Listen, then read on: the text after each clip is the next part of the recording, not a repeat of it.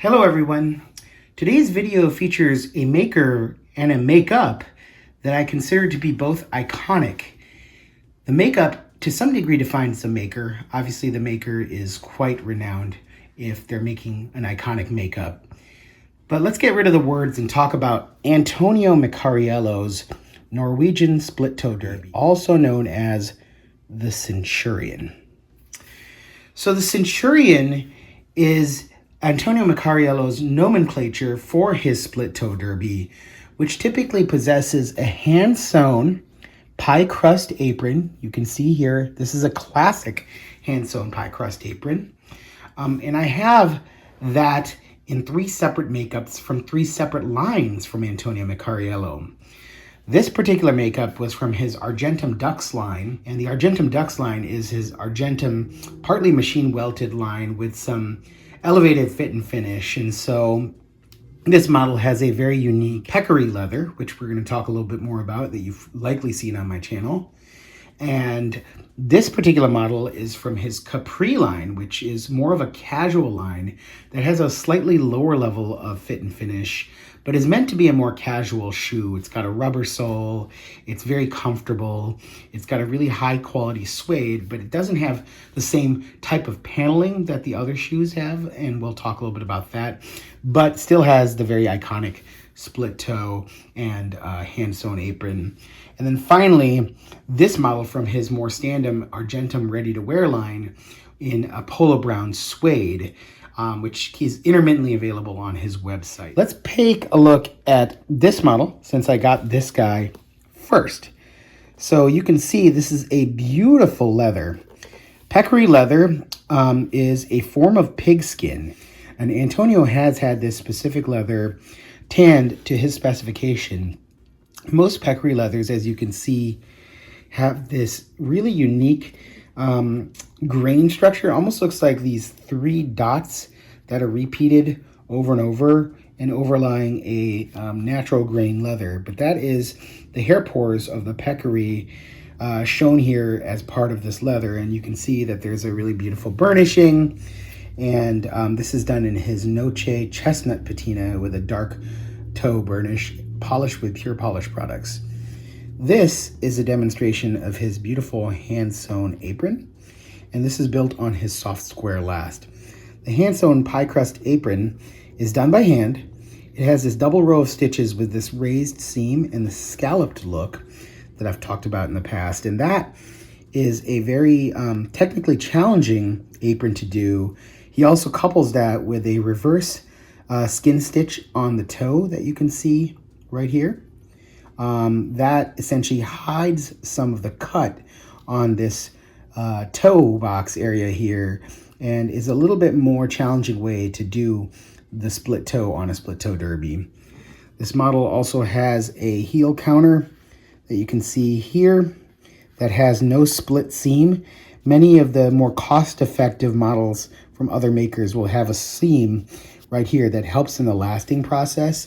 Antonio's good enough at lasting that he doesn't need to employ that, but that is a more elevated fit and finish. Now, this model, I had a Triumph toe plate and a toppy applied by Busy Shoes in Belltown.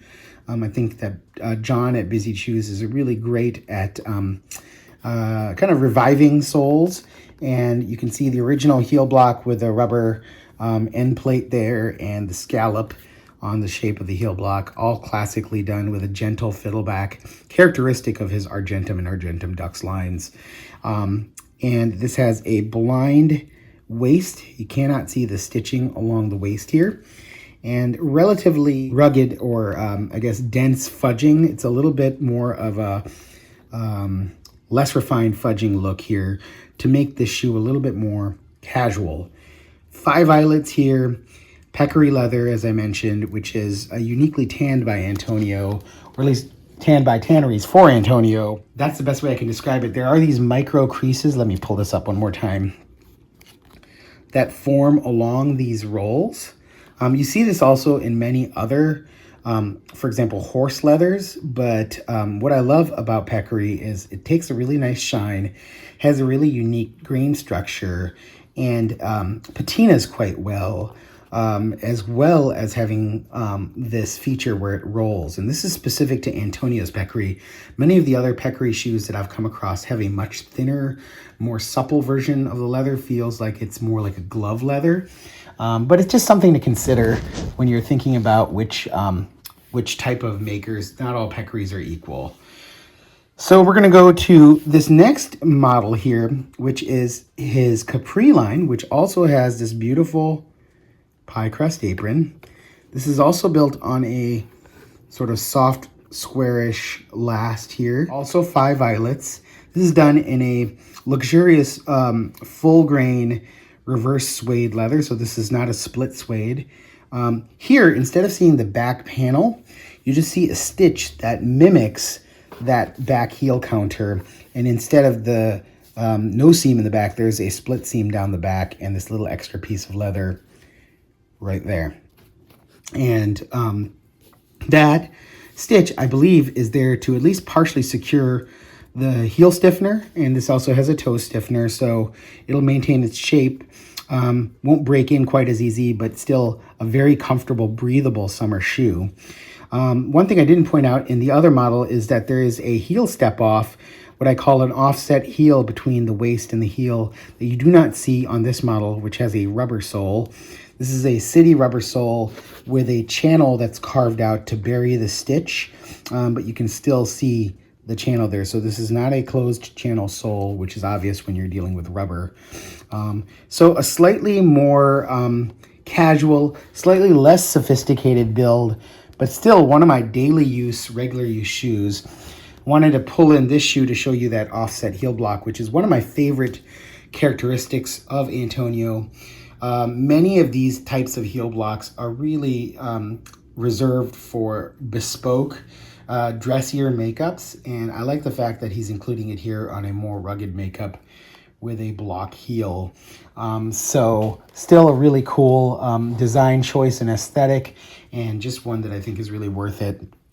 Finally, we're going to bring this beautiful leather. This is a polo brown suede makeup from his Argentum line. You can see it's got a really gentle nap to it.